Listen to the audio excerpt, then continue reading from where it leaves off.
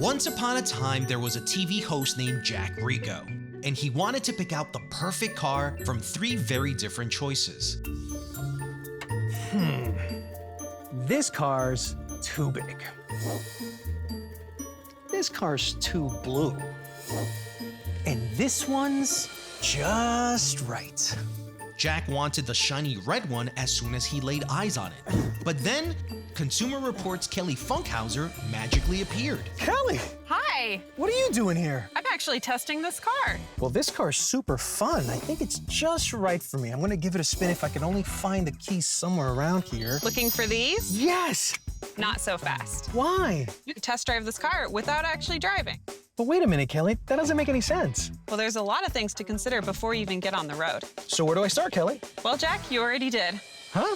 How was it getting into this car? It was a bit difficult. I was struggling to get in. Yeah, it sits a little low to the ground and is a small car.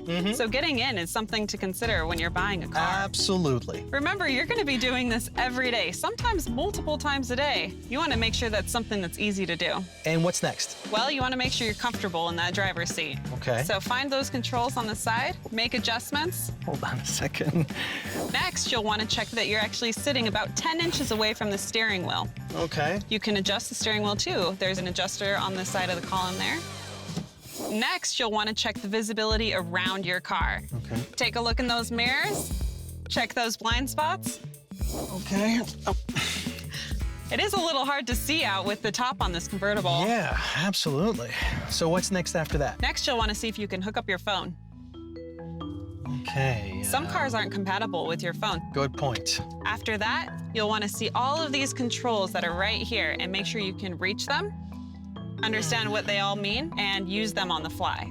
Some cars, you have to reach quite a ways to reach that touch screen, and a lot of them get washed out in the sunlight too. Good point, Kelly. You know, it's very important for me to use the infotainment system. I use it so much. But we do want to make sure that it doesn't become too distracting.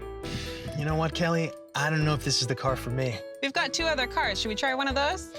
All right, let's go. Let's go.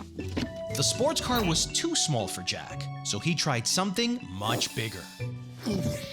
How was getting into this car, Jack? Well, it was definitely much easier than the other one, but I felt like I had to climb up to this one. This one sits a whole lot taller, but now you can see more of the road. That is true. All right, let's get comfortable. Okay. All right. Hey, does this seatbelt fit right here? Interesting you asked that, Jack. You actually can't adjust the height of this seatbelt. It looks like it actually fits you pretty well in this car, but something you'll want to consider for people who aren't as tall as you. So next is visibility, right? That's right. We want to make sure you can see all around your car. Take a look in those mirrors. Oh, these mirrors are huge. They really are. You can see a lot. What about your blind spots? It's a little hard to see. Especially in a car this big, you want to make sure that you can see all the way around the car. Next, we're going to hook up your phone and use the infotainment system. Okay. Can you reach that screen? It's a little too far away. It's a pretty long reach. In addition, the controls to adjust the audio and your climate system are pretty far to reach as well. Yeah, you're right. Definitely don't want to get out of driving position to adjust the temperature. Car number 2 was too big for Jack, so Kelly showed him one more.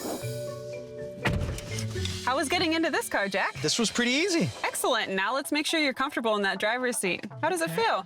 I like the way this seat feels. Yeah, this one's chair height, so it makes getting in and out of it every day a whole lot easier. Yeah. Next up, visibility. Take a look around. What do you see?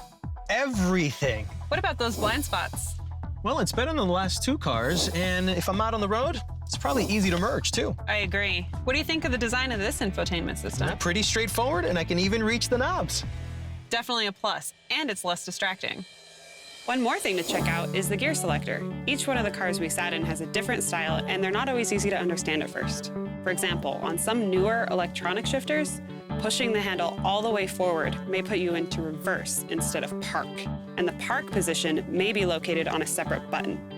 This car's shifter has clearly labeled positions that follow the Prindle layout, and that's common in many vehicles. Now, Jack, imagine if you had bought this car without looking for all of these important things. There's a lot that you should look for before taking the car on the road. You don't want to regret your purchase.